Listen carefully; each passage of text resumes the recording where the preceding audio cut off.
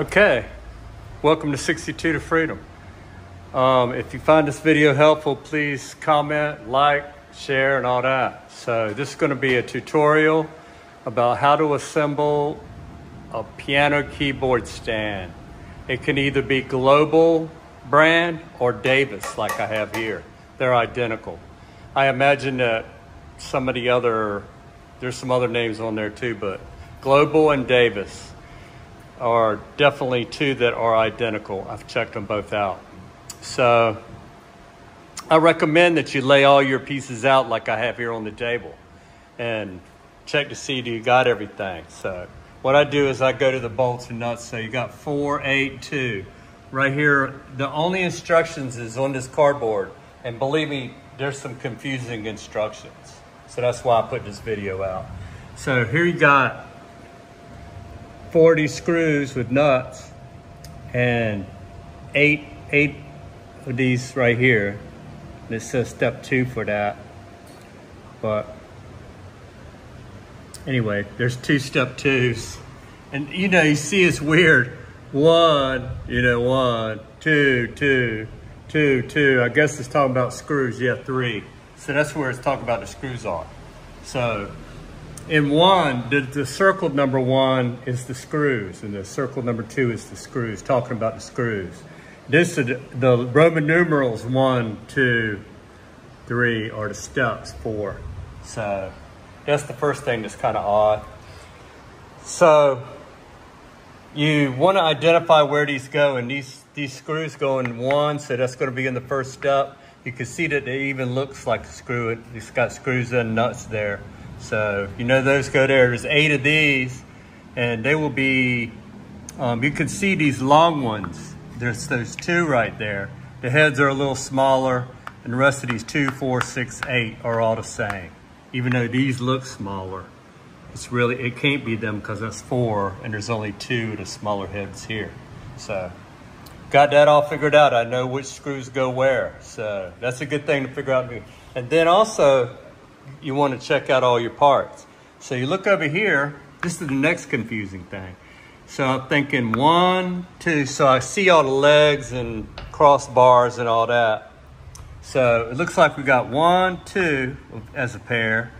So it's 3, 4. That's another pair. 5, 6. That's another pair. And then 7 and 8. So let's see if we got enough. So that's one pair. 1, 2, 3, 4, 5, 6, 7, 8, 9, 10. So we got 10 parts, and it appears that there's only eight parts here. 1, 2, 3, 4, 5, 6, 7, 8. 6 pairs and 2 cross beams here. So I got the 2 cross beams. So something right away is going on in my mind. Like, what the heck? So we'll get to that. All right, let's start out with step 1. So call it for these screws, and you see the slot in the bottom of the picture right there. That's going to be these right here. Because I know that because beforehand I made sure and I fit these in there, and these that go somewhere else don't fit right in here. See what I mean? That's too big and that's too small. So I know that it's these and these. It's not really identifying that like in some drawings, but I'll show you step 1.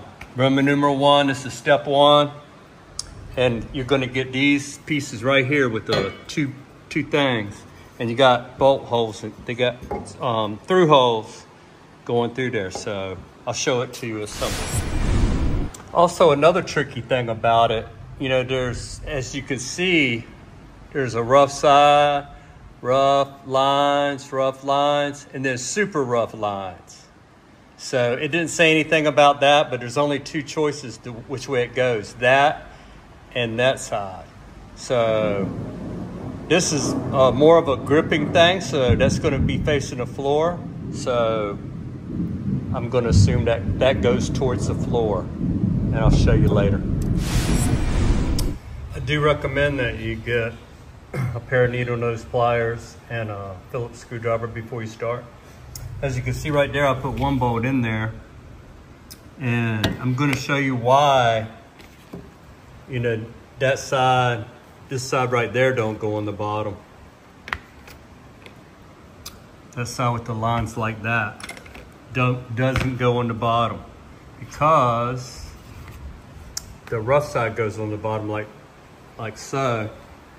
If you can see that. That's the one that goes on the floor. And I'll show you why as soon as I get this bolt in there. This bolt and nut. The bolt head is gonna be going on the bottom towards the floor. And that's exactly why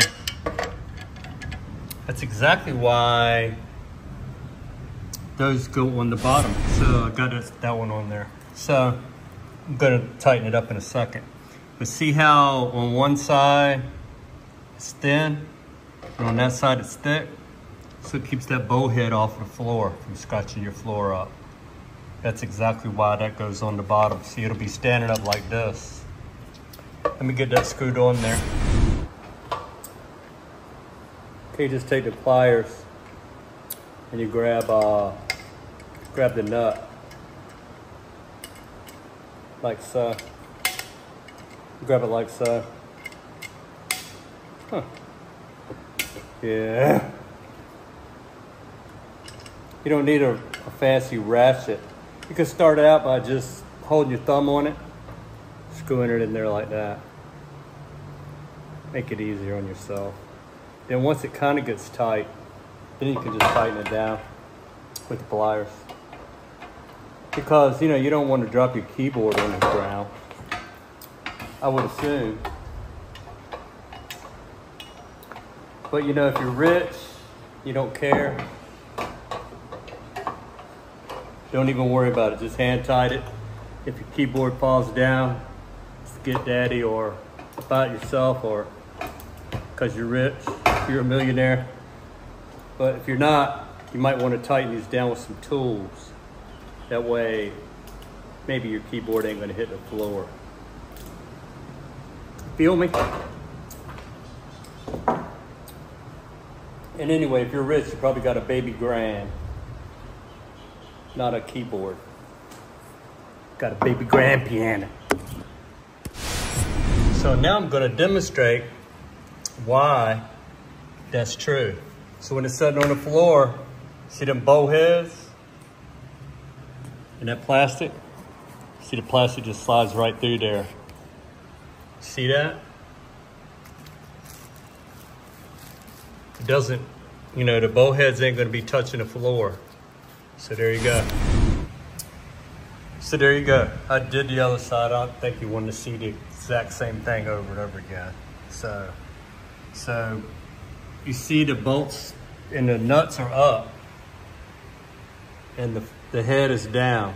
So that way the thickness on that side will help it not hit the ground. And I demonstrated that. But you see on the picture, see how the bolts look like they're supposed to go through the side? That's what I'm talking about. They don't know how to draw right or explain anything in a picture right. So that's confusing. I mean, that's how it goes with the bolts up and down. You see that. But look how it's pictured. So that's why I'm doing this video, because these pictures are crazy. Let's move on. And make sure to get this thick side right there with the thicker grooves. You see how much different it looks on that side. Get that on the bottom so these screws don't mess up your floor, your nice wood floor or whatever you got. All right, on to step 2, which big time trouble here. It's nothing like what it's talking about. So step 2, the reason I say that, and that's why those extra parts came in the beginning, is because these two pieces go inside here, like so. They go in there like that.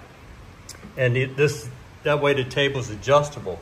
But see, this is a confusing picture because you see that tab, it shows it, let me get this thing loose. It shows it with this standing up like that, like so, and this behind it like that, up some. It shows it like that, which is very confusing if you've never seen one before or anything. But it doesn't go like that. It slides right onto this piece. You'll see what I mean when I get step 2 done. So that's how it slides. That way, you see these holes. You can adjust it here or there. When your kid is small, you know, you can have it there. As he or she grows, you just keep adjusting it up so that they can still be comfortable at the keyboard. So, on to step 2. So, you know, you slide those 2 together and use either the Davis or the, what's the name of your keyboard? Global. Either Davis or Global Word, and that's where this screws into. Just like in the picture. That doesn't say anything, but it'll say Global or Davis right there. And so you see step 1 is there, slide inside each other. You get it where you want it, put it there, and you put one of the 8 bolts in there. Hand tighten bolts. See, I just got a prop there right now. I got one in there already, see, right there. That's one of the 8 bolts, and then you got 2 of them. So do this to, you know, this is just, like I said, this is step 1 here, where that slides together. You do that same thing to the other side, what I'm doing right here. Screw it on in there. Boom. So, that's step 2 on the picture right there. Picture don't look nothing like it, but that's how you do it, folks. That's why I'm doing this video, because pictures are crazy. So on to step 3. We're just gonna connect this bar here, which the keyboard is gonna go on top of, with these 2 right here. And on the end here, these got through holes in them too, just like the big ones. And that's got screws, places to screw it in, just like one of the big ones. Also, you'll use the other 4 of those 4 that I just used, making up the grand total of 8. That leaves you with these 2 to screw your keyboard into the bottom of this thing. So whether it says Davis or Global, I repeat, it's the same exact stand. There may be some other name. This looks familiar to you. Just how you do it. So let's go to step 3. Right? On step 3, you'll notice it has that same mark, that non-skid surface mark. And on the other side, it's just the same as the other one. On the last occasion, it pointed down. On this occasion, it's going to point up. That way, it's a no skid surface for your keyboard, even though it's going to get locked down by a couple bolts. So, point those up this time. On these big legs right here, point them down. Point those slots down on these, and then up here, point them up. And I'll show you why later. Like I'm showing you right here, sit the big ones up. This will be like this on your keyboard. And then these will be facing up, and you just face those up and screw them right into these screw holes on the end right here. I'll show you. I just did one. Just do another one. Just to show you. You just slide it in there by hand. You don't need any tools for this. You can get it pretty tight with just your fingers. Anyway, don't get bored, because it's fine thread, so it takes a while to screw it down there. You're not doing anything wrong. So there you go. Just look straight down there, and just see how that hole lines right up. Just line that hole up. Put the you couldn't see that too good, because it's hard to hold it with one hand. There you go. See the daylight? I slide it. Yeah, just line that up right there. Screw it on in. So you stick that up there, stick this one up here on this one, with that part sticking up, like I said. Line those holes up. Then you just stick this. Just got holes on the end. Right there, see? With the threads. You line this up with that and you screw one of those 8 bolts into the end here.